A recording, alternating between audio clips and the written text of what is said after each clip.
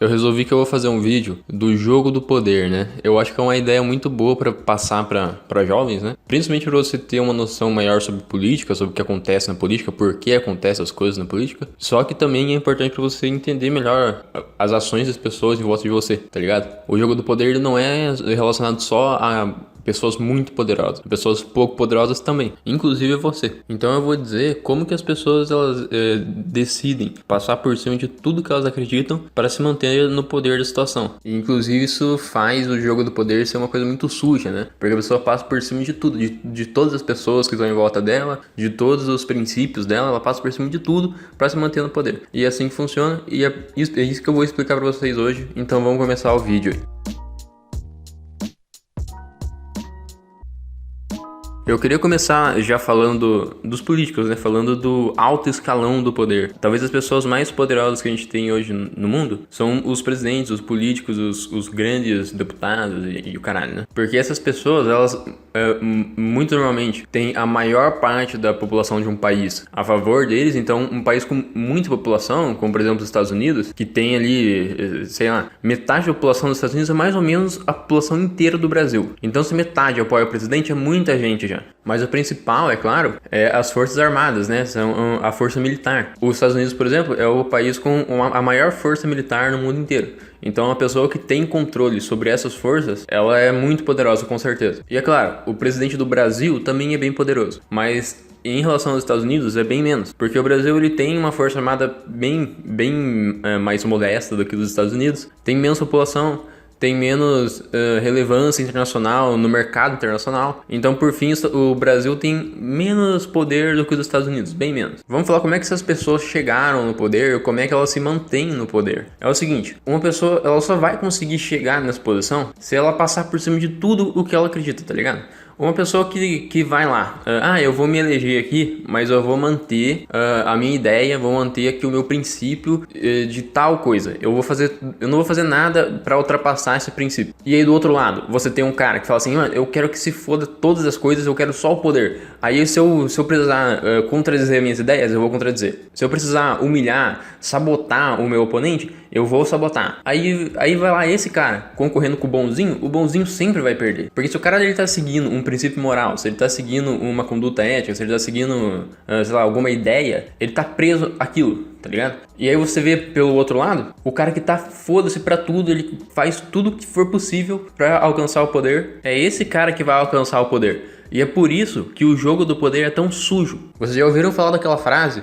Os piores sempre vão estar no poder. Eu vou dar um exemplo mais claro ainda pra vocês, que é o do Putin, né? Todo mundo já tá ouvindo falar dele nesses últimos meses aí. E tem gente que gosta do Putin porque ele, em tese, seria conservador. Nego acha que o Putin ele seria o defensor do conservadorismo, do nacionalismo, que ele ia ser o cara que ia bater de frente com o progressismo dos Estados Unidos. Mas é claro que não, né? O Putin ele não é um conservador, ele não se define por isso. Ele não tá lutando pelo conservadorismo, não é essa parada do Putin. Se a população russa, de um dia pro outro, se tornasse completamente a favor do feminismo e o caralho, ele ia mudar pro feminismo também, tá ligado? O importante pro Putin não é defender uma ideia, uma causa, um conservadorismo. Ele não tá defendendo aquilo. Ele defende ele estar no poder. É isso que movimenta ele. Se pra ele continuar no poder, ele tiver que passar por cima do conservadorismo, ele vai passar por cima. O cara que tá no poder, ele só quer defender o próprio poder. Ele não quer deixar aquilo passar. Aí se ele vê que assim, agora o esquema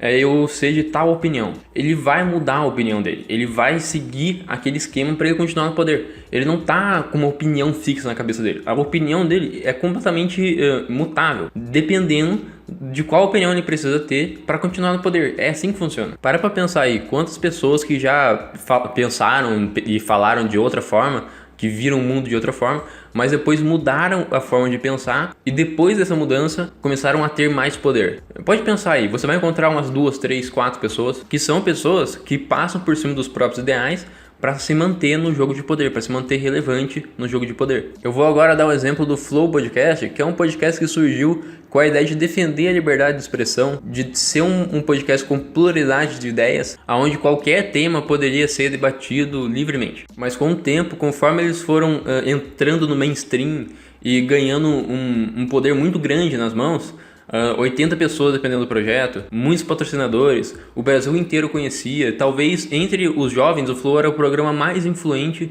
e aí veio uma polêmica muito grande, uma polêmica internacional. Quando aconteceu isso, o Flow podia tomar dois caminhos. Ele podia defender a sua ideia, receber as críticas e tancar tudo aquilo. Podia falar assim, pô, aqui é o lugar para isso mesmo, para defender essas ideias, para criar essas discussões. Isso manteria eles alinhados ao ideal pelo qual o Flow foi criado. O segundo caminho era pedir desculpas, afastar a pessoa que criou a polêmica e dizer que vão evitar criar mais polêmicas do tipo, se enquadrando perfeitamente no que eu tô falando.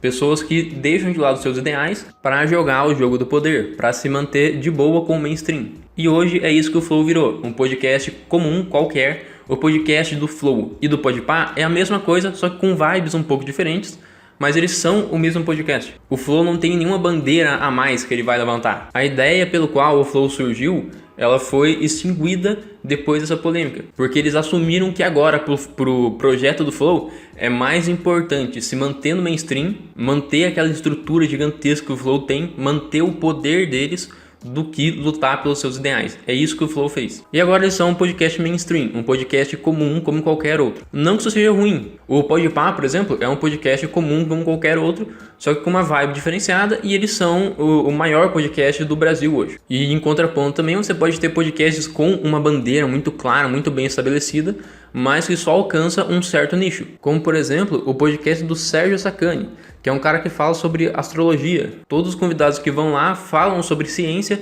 e ensinam as pessoas que estão assistindo. Essa é uma bandeira muito legal para se levantar, mas não é um podcast nem próximo do tamanho do Podpah, por exemplo. Mas sim, é um podcast com diferencial, é um podcast que tem uma bandeira para levantar, a bandeira da ciência, a bandeira para ensinar as pessoas. É isso que é o podcast do Sérgio Sacani.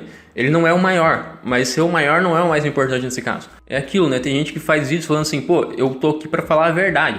Se você que tá me seguindo não gostar de mim, não gostar do que eu tô falando, eu quero que você vá tomar no seu cu. Eu tô aqui pra falar a verdade, pra falar o que eu acho. E se o que eu acho te ofende, então sai do meu canal. Essas são pessoas que estão provavelmente levantando a bandeira de algum ideal, de alguma ideia. Agora, um podcast que entra em uma polêmica falando o que acha, e aí por fim pede desculpas, afasta o cara e cede ao mainstream, ele tá jogando o jogo do poder. Ele não tá mais defendendo o ideal, ele tá jogando o jogo do poder. E é isso que eu tô querendo falar aqui. Muitas pessoas passam por cima dos seus ideais, passam por cima das ideias que eles mesmos defendem para jogar o jogo do poder. E isso tá em todo lugar, tá? Tá na política, tá nas grandes empresas, tá dentro das empresas, entre os funcionários da empresa, tá dentro das famílias. E eu ainda digo mais, cara, se você coloca, tipo, alguma ideologia em um pedestal, fala assim, não, eu me defino como isso, eu sou ANCAP, eu sou comunista, eu sou essa porra. Se você se define desse jeito, cara, pode ter certeza que em algum momento vai aparecer alguém defendendo essas ideias pra tentar tirar proveito das pessoas que gostam disso também, tá ligado? E aí essas pessoas que defendem essa ideia como, porra, divindade, muito foda, vai ver alguém que defende isso também fazendo alguma merda e vai começar a defender. Se já não acontece isso hoje, né? Mas fica ligado, sempre vai aparecer muita gente defendendo tal ideia pra ser o escudo das ações dele, tá ligado?